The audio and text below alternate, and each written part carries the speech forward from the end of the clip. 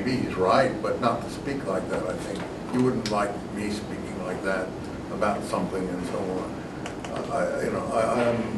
I don't think he's right the way he speaks, the way his attitude is not full of love, charity.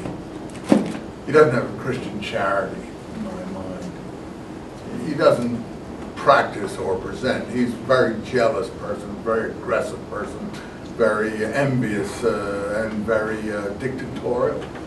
He doesn't project the kind of humility, meekness, and charity that we normally associate with good Christianity. And so, I mean, I don't think I'm saying anything that you couldn't see for yourself. So, yeah, maybe the law is overburdening and has some burdensome characteristics.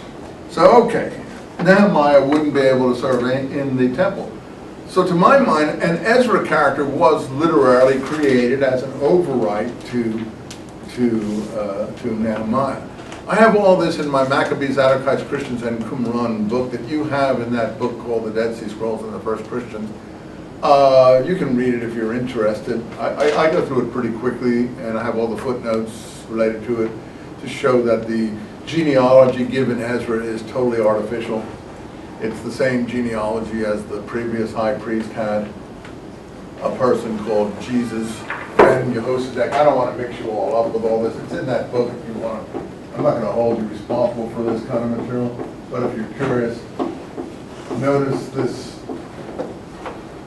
ZDK thing, Jesus ben Jehoshaphat. That is the previous high priest. Ezra has the same genealogy as that person.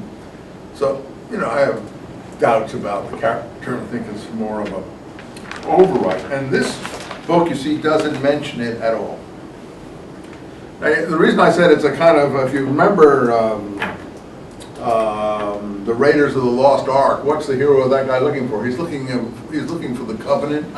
For the Ark of the Covenant and all that kind of thing.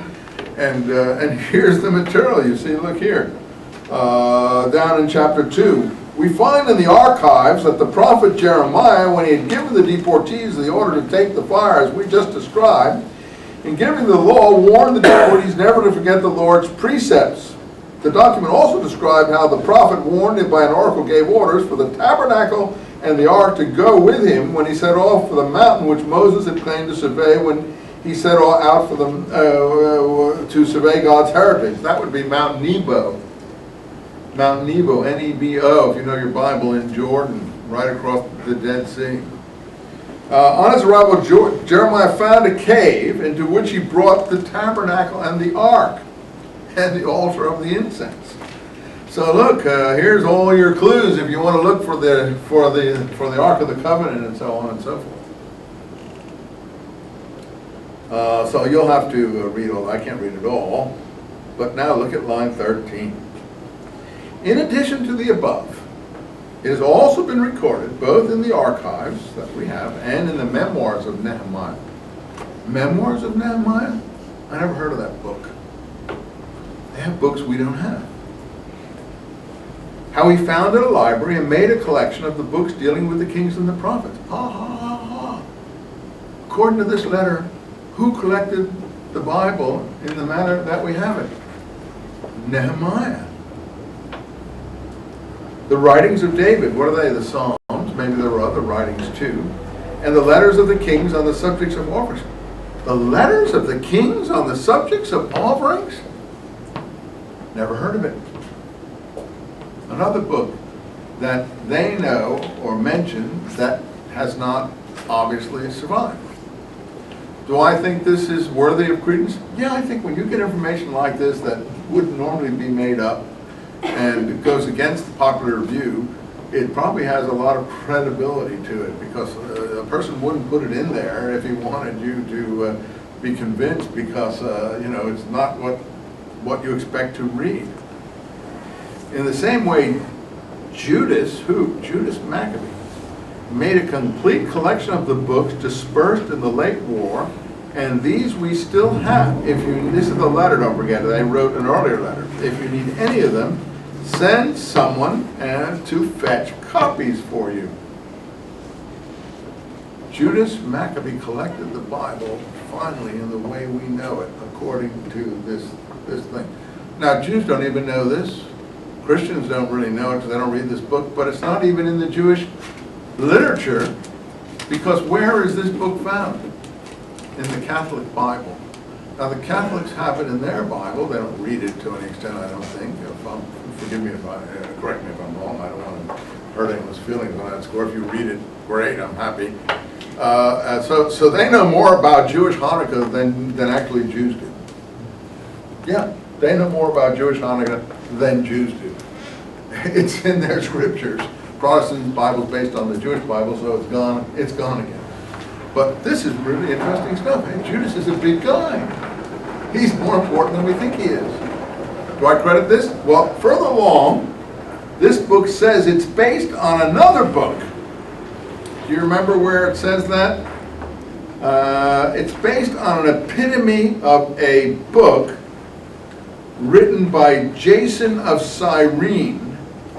Did I skip it someplace? Do you see it? What is it? Line 24. I didn't get to it yet. Thanks a lot. Thanks a lot. I would have gotten there, but I didn't get there. So, thanks. All this already related in 5 books by Jason of Cyrene, we shall attempt to condense into a single document. So this is just an epitome of a much bigger history book that has also since been lost. And do I agree with that? Yeah. Now, mostly, 2 Maccabees is, people have a dim view of 2 Maccabees. They think it's an inferior book to 1 Maccabees. I'm not sure it's inferior. One of the reasons they think it's inferior is because it has a lot of miraculous events in it. Heavenly horsemen. In a moment, we're going to get the first introduction of a heavenly horseman. What does the heavenly horseman do? He beats the messenger from the Seleucid king,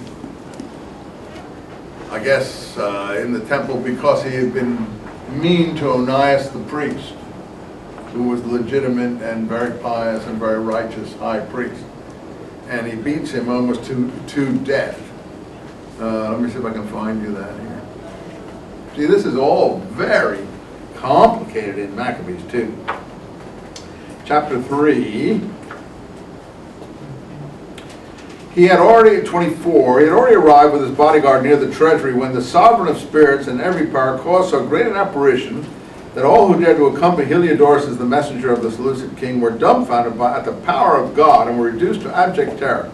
Before their eyes appeared a horse richly caparisoned and carrying a fearsome rider, probably the first horseman of the apocalypse in the